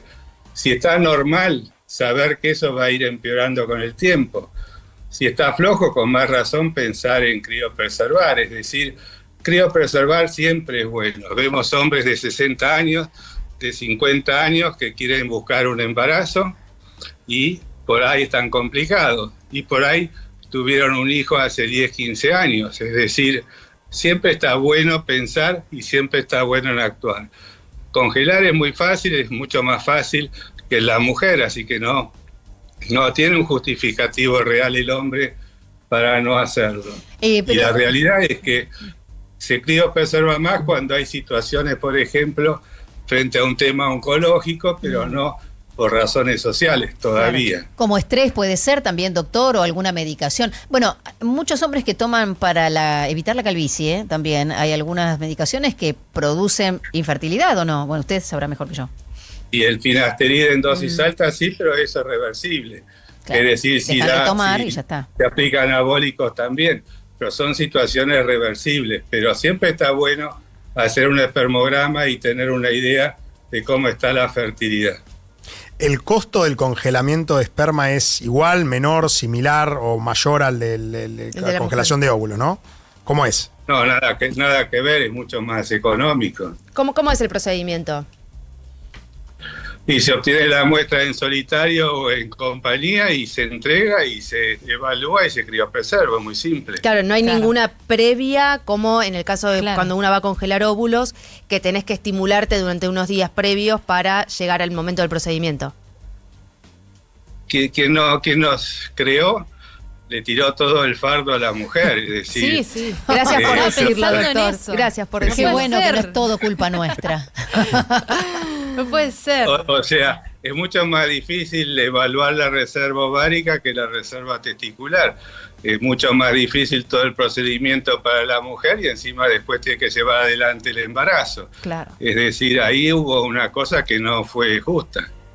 Gracias, doctor, por ponerlo sobre la mesa. Es muy importante escucharlo de parte de otra persona y de un profesional. Ahora pensaba, siempre cuando se habla de un embarazo más tardío en una mujer, cuando ya estás más grande y demás, te hablan, bueno, a pesar de que si no congelaste óvulos y puedes ser madre de forma natural, la edad a lo mejor te trae complicaciones o te hace más propensa a tener un aborto espontáneo o que el bebé tenga alguna enfermedad, alguna dificultad y demás. ¿Pasa lo mismo con los hombres? Con el paso del tiempo y la pérdida de la fertilidad del hombre, puede pasar que se dificulte la formación de un embrión que te dé un bebé. Pero puede pasar también que te permita crear un bebé, pero que ese bebé pueda tener problemas. Problemas que pueden no estar presentes desde el nacimiento, pero problemas que pueden ir apareciendo a medida que van pasando los años, fundamentalmente del neurodesarrollo. Es decir, se habla inclusive de la incidencia en el autismo que está creciendo tanto, pues en cuanto tiene que ver por ahí la edad o el espermograma del hombre. Doctor, qué importante todo lo que estamos hablando y qué importante llevar este mensaje, ¿no? a los hombres para que se hagan este estudio, porque nosotros tenemos, o las mujeres tenemos quizás un control, un registro más claro con el periodo, con la menstruación, pero el hombre no. Es que aparte, un espermograma alterado puede estar reflejando una enfermedad o algo que lo está motivando. Entonces, saber cómo está te puede llevar a profundizar el estudio, si es que no diera normal, y detectar situaciones que por ahí podría llegar a mejorar. Por supuesto, todo lo que se habla de hábitos saludables son importantes y todo eso también va afectando esa fertilidad y acortando los tiempos de vida útil. Doctor, muchísimas gracias por su claridad y por esta charla con nosotros. No, gracias a ustedes. Hasta siempre. Hasta luego. El doctor Sergio Pasqualini, director de Alitus, Instituto Médico y presidente de Fundación Repro. 13:57 en todo el país. Hasta aquí hemos llegado. Mandamos a todos los hombres entonces a hacerse ese estudio para estar tranquilos. Es importante, Así es como importante, nosotras vamos a hacernos nuestros estudios y demás y pensamos en la maternidad a largo plazo. El hombre y es más tal. miedoso, no quiero generalizar, ¿no? Pero me y parece aparte que para estos es que controles... se habla poco de eso. Sí, Entonces no tienen claro. a lo mejor la información También necesaria hay una para ir. cuestión machista, si se También. quiere. No, ¿para qué te vas Sí, a obvio. hacer un estudio? Claro, es verdad, es cierto. 13:58, hasta aquí hemos llegado. Le agradecemos como siempre a nuestra querida Lucía Méndez a cargo de la operación técnica. Community Manager Sol Leguizamón y la regresada Guadalupe Fernández Viero. Un placer haber venido con todos los colores. Ay, un tostado caribeño. del verano. El tostado mediterráneo. Mediterráneo. En este caso. Es verdad. En la